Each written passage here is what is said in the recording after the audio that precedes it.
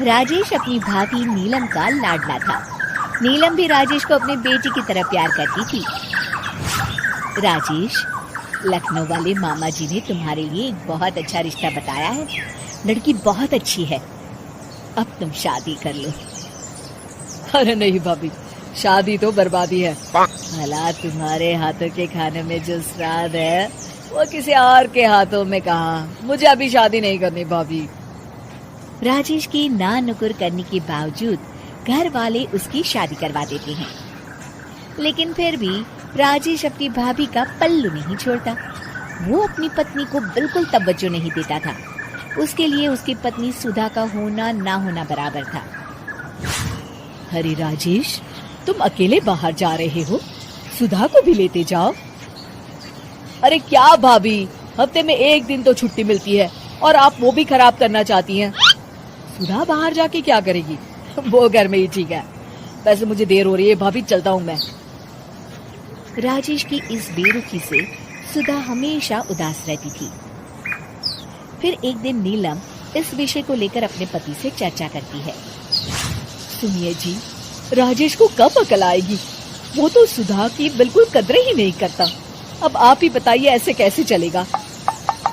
तुम ठीक कहती हो, राजेश को सही रास्ते पर लाना ही पड़ेगा। चलो, मैं तुम्हें एक उपाय बताता हूँ। फिर 2 दिन के बाद नीलम बाजार से खरीदारी करके घर लौटती है। ये लीजिए माँ जी, मैं आपके लिए नई साड़ी लेकर आई हूँ। बबलू, ये तुम्हारे लिए। नीलम सबके लिए कुछ न कुछ लेकर आती है।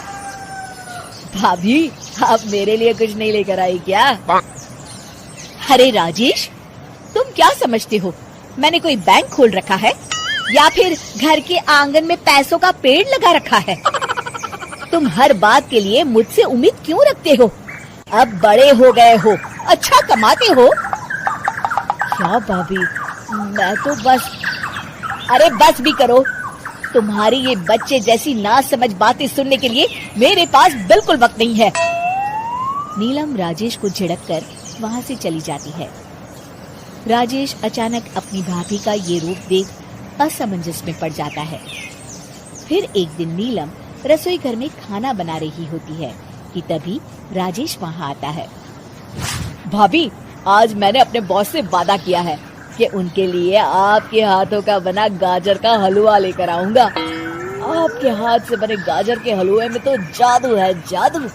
मेरे बॉस तारीफ करते नहीं थकते। प्लीज अब जल्दी से बना दीजिए ना भाभी। नीलम राजेश के ऊपर भड़क जाती है। तुम्हारा दिमाग खराब है क्या? आखिर तुम मुझे समझते क्या हो? इस घर की नौकरानी? जब देखो तब फरमाइश करते रहते हो, भाभी ये बना दो, भाभी वो बना दो।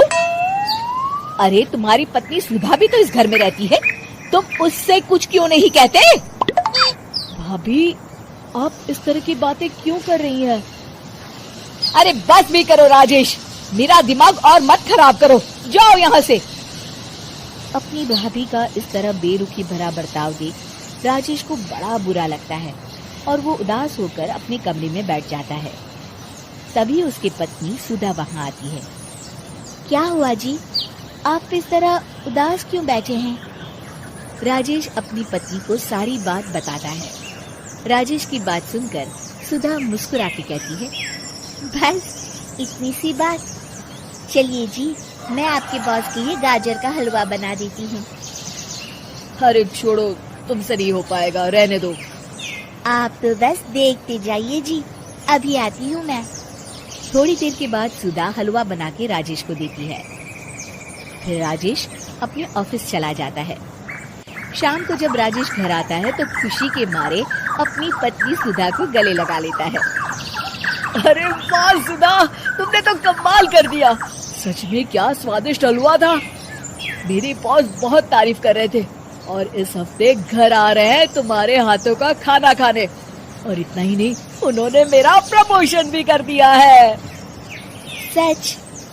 हाँ, मुझे माफ कर दो सुधा, आज तक मैं तुमसे गैरों की तरफ पेश आता रहा। अरे ये कैसी बातें कर रहे हैं जी, मैं तो आपकी पत्नी हूँ। धीरे धीरे राजेश अपनी पत्नी के साथ पूरी तरह घुल मिल जाता है।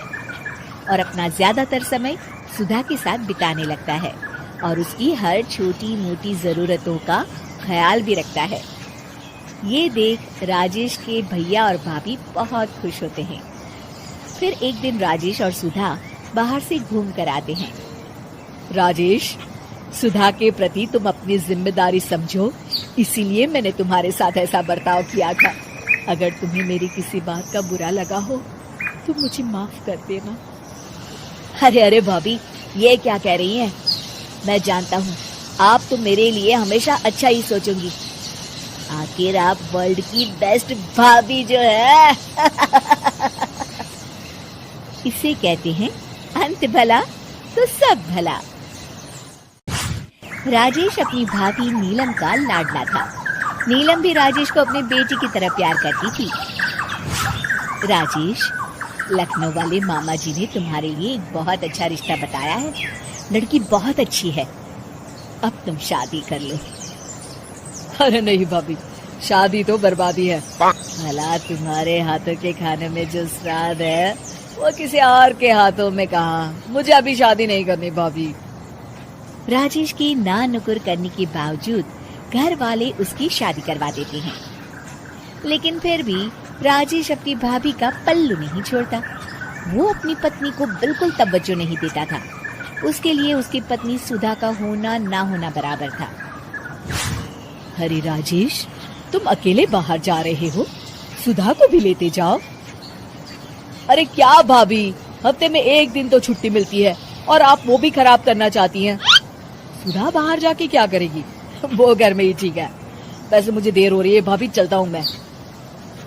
राजेश की इस बेरुखी से सुधा हमेशा उदास रहती थी। फिर एक दिन नीलम इस विषय को लेकर अपने पति से चर्चा करती है। सुनिए जी, राजेश को कब अकल आएगी? वो तो सुधा की बिल्कुल कदर ही नहीं करता। अब आप ही बताइए, ऐसे कैसे चलेगा? तुम ठीक कहती हो, राजेश को सही रास्ते पर लाना ही पड़ेगा। चलो, मैं तुम्हें एक उपाय बताता हूँ।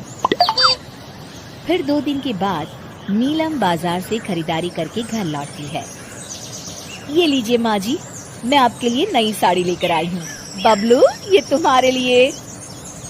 नीलम सबके लिए कुछ न कुछ लेकर आती है। भाभी, आप मेरे लिए कुछ नहीं लेकर आई क्या? अरे राजेश, तुम क्या समझते हो? मैंने कोई बैंक खोल रखा है या फिर घर के आंगन में पैसों का पेड़ लगा रखा है? तुम हर बात के लिए मुझसे उम्मीद क्यों रखते हो? अब बड़े हो गए हो, अच्छा कमाते हो। क्या भाभी, मैं तो बस। अरे बस भी करो। तुम्हारी ये बच्चे जैसी नासमझ बातें सुनने के लिए मेरे पास बिल्कुल वक्त नहीं है। नीलम राजेश को झिड़क कर वहाँ से चली जाती है। राजेश अचानक अपनी भाभी का ये रूप देख असमंजस में पड़ जाता है। फिर एक दिन नीलम रसोई घर में खाना बना रही होती है कि तभी राजेश वहाँ आता है। भाभी, आज मैंने अपने बॉस से वादा किया है कि उनके लिए आपके हाथों का बना गाजर का हलवा लेकर आऊंगा। आपके हाथ से बने गाजर के हलवे में तो जादू है, जादू। मेरे बॉस तारीफ करते नहीं थकते। प्लीज अब जल्दी से बना दीजिए ना भाभी। नीलम राजेश के ऊपर भड़क जाती है।